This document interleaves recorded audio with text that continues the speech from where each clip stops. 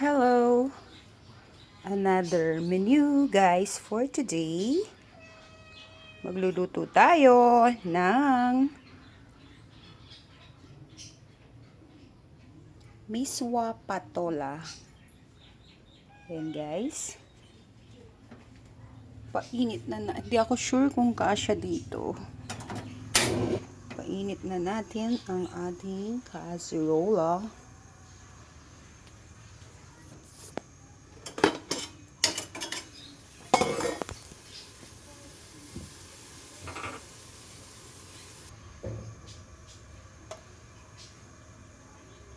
Mantika.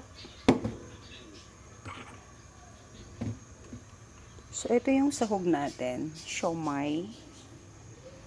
Sabay na natin yung bawang sibuyas. Wait natin until golden brown.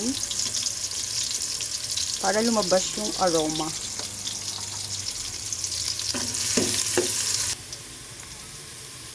At this point in time guys, golden brown na siya. Put na natin ang ating mga sahog.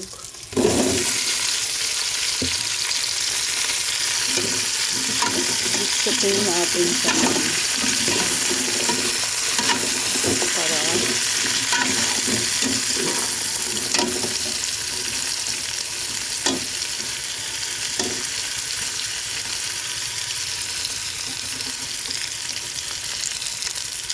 then we'll add a lot of water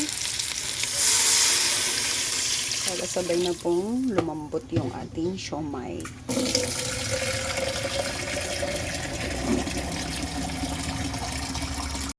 Ayan guys, wait natin siyang kumulo para maluto yung ating siomai.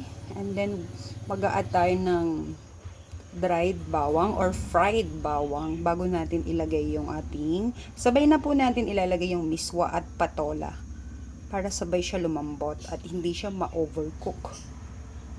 So takpan natin. Alright guys, nilipat ko siya sa mas bigger kasirola kasi hindi kakasya kapag nilagay ko na yung gulay. And then yung miswa.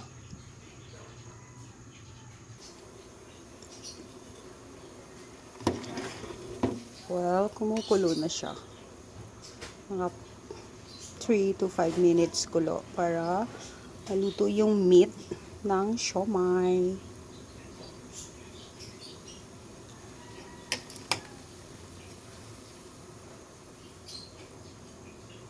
Flex ko lang guys itong ganitong kiwi or hipon. Super malasa siya talaga.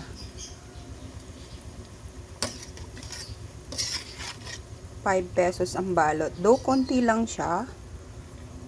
So 4 na piraso yung ginamit ko dyan. Tapos dagdagan na lang ng paminta. Ilalagay ko na po yung patola. So malinis po yung kamay ko. Naghugas ako.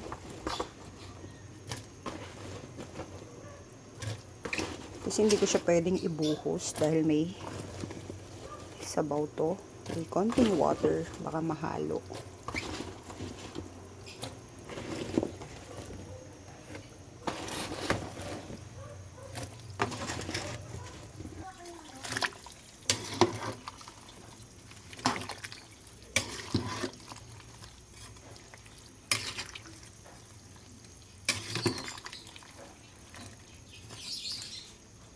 Lalagay ko na rin po yung miswa.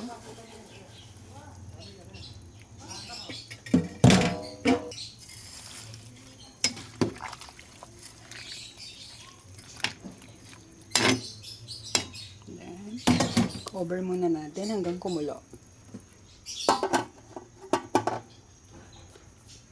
Ito nga siya, yung isa nating menu is sinigang na baboy. And guys, malapit na po siyang maluto. So nilagyan ko po siya ng sesame oil para maiba yung kanyang amoy at lasa, para ma-confuse sila. Pampasarap kasi yun eh. Sesame oil. Ayan yung finished product.